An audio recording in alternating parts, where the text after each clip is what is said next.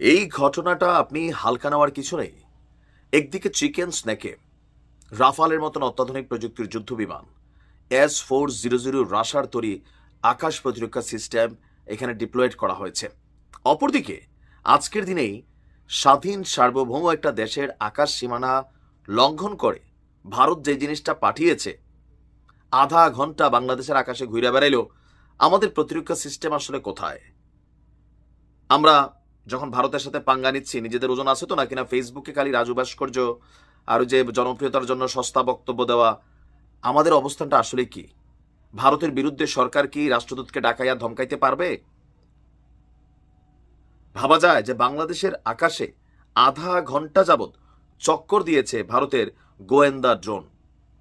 কুড়িগ্রামের রৌমারী উপজেলার ঐতিহাসিক বড়াইবাড়ির সীমান্তে ফের বাংলাদেশের আকাশ সীমায় ভারতীয় ড্রোন উড়েছে। শুক্রবার 30 মে রাত 8টার দিকে ওই সীমান্তে বাংলাদেশের 500 মিটার অভ্যন্তরে 4টি ড্রোন আধা ঘন্টা যাবৎ এখানে টহল দিয়েছে।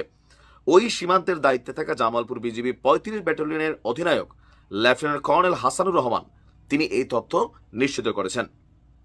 তবে এ নিয়ে বিজিবির আর কোনো বক্তব্য নেই। বিজিবি কি করবে? আসলে কিছু করার আছে? স্থানীয় বলছেন, ভারতের আসাম রাজ্যের কাকরিপাড়া বিএসএফ ক্যাম্পের আওতাধীন বিএসএফ সদস্যরা শুক্রবার রাতে বাংলাদেশের অভ্যন্তরে 4টি ড্রোন পাঠায়। রৌমারী উপজেলার বড়াইবাড়ি এবং বারোবান্দা গ্রামের আকাশে এসব ড্রোন প্রায় আধা ঘন্টা চক্কর দেয়। বিএসএফ নজরদারি করতে এবং বাংলাদেশিদের মধ্যে আতঙ্ক ছড়াতে এসব ড্রোন উড়াচ্ছে। এর আগে 27 মে একই সীমান্তে বাংলাদেশের আকাশ সীমানায় ড্রোন উড়িয়েছিল আপনার বিএসএফ। বিজিবি বলছে যে আপনার 8টা থেকে 9:45 পর্যন্ত 30 মিনিট যাবৎ সীমান্তের আন্তর্জাতিক পিলার 1067 এর কাছে বাংলাদেশের 500 মিটার অভ্যন্তরে 4টি ভারতীয় ড্রোন চক্কর দেয়। বিএসএফ এর সাথে যোগাযোগ করলে তারা অস্বীকার করে। আর সূত্র বলছে বিএসএফ ছাড়া এসব ড্রোন অন্য কারো উড়ানোর সুযোগ নেই, কারণ তারাই সীমান্তের 200 গজ পর্যন্ত দায়িত্ব পালন করে। তাদের নজর এড়িয়ে সাধারণ মানুষের এসব ড্রোন উড়ানোর কোনো সুযোগ নেই।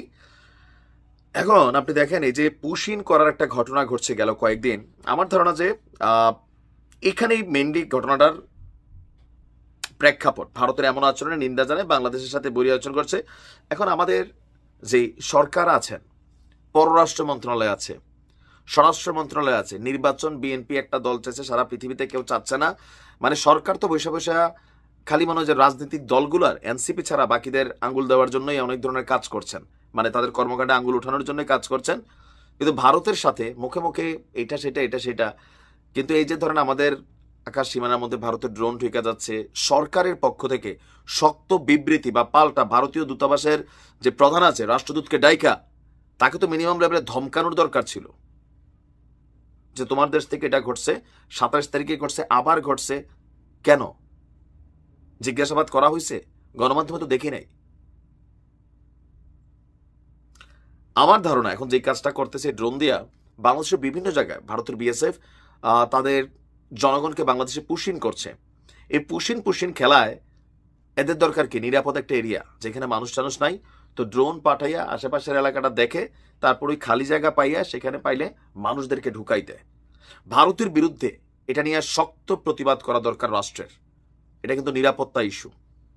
ড্রোনের মধ্যে বিস্ফোরক বোঝাই করে বাংলাদেশে ঢুকাই দিয়ে একটা দুর্ঘটনা ঘটাইতে পারে, একটা বিস্ফোরণ ঘটাইতে পারে।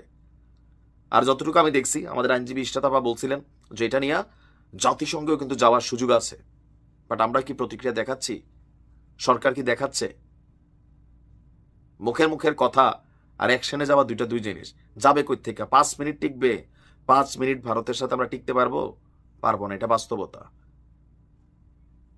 তবে সরকারের কূটনৈতিক পর্যায়ে বিষয়গুলো নিয়ে প্রতিবাদ করা উচিত। ভালো থাকুন।